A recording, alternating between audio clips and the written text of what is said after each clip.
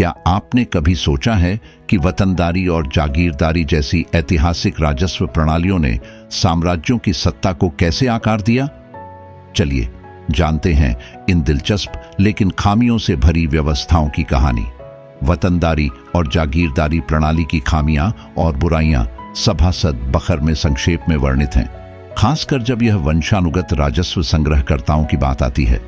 सभासद ने लिखा है, वतनदारी प्रणाली की खामियां शिवाजी द्वारा जीते गए आदिल शाही, निजाम शाही और मुगल क्षेत्रों में रैयत पटेल, कुलकर्णी और देशमुखों के अधीन थी। वे राजस्व एकत्र करते थे और सरकार को एक अनिश्चित राशि देते थे।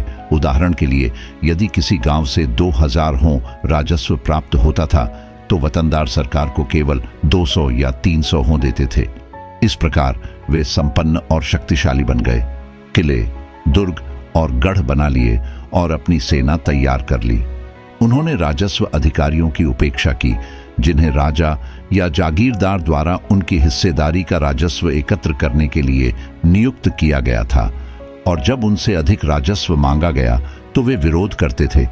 वे विद्रोही बन गए और जमीनों पर जबरन कब्जा कर लिया।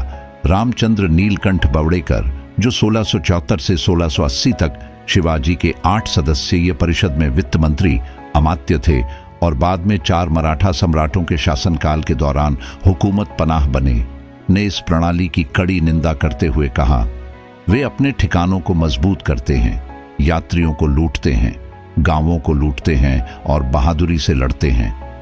वे अपनी वतनदारी की रक्षा करने की इच्छा से विदेशी आक्रमणकारियों से संधि करते हैं और हर संभव तरीके से उनकी सहायता करते हैं। जागीरदारी प्रणाली की खामियां। बालकृष्ण संपादक ने डच रिकॉर्ड्स का उल्लेख किया है, जो आदिल शाही सरकार द्वारा प्रचलित जागीरदारी प्रणाली की स्पष्ट वास्तविकता को दर्शाते हैं। ये जागीरदार कस्बों, गांवों और बस्तियों पर शासन करते हैं।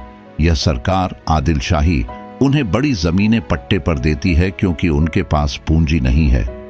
यह प्रणाली अच्छी तरह से काम नहीं करती क्योंकि इससे भ्रष्टाचार, अत्याचार और जनता को पीसने की घटनाएं बढ़ती हैं।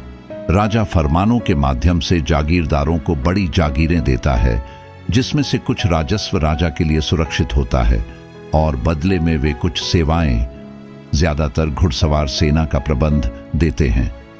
जागीरदारी का पद वंशानुगत नहीं होता, बल्कि राजा की कृपा का परिणाम होता है।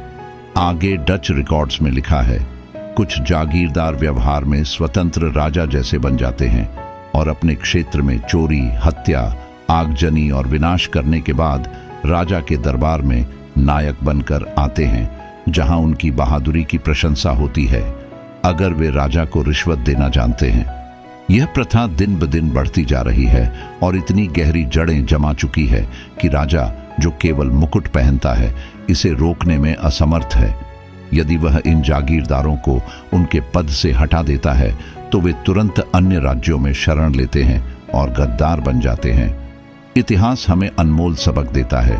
जो व्यवस्थाएं कभी साम्राज्य खड़ा करती थीं, वही उनके पतन का कारण भी बनती थीं।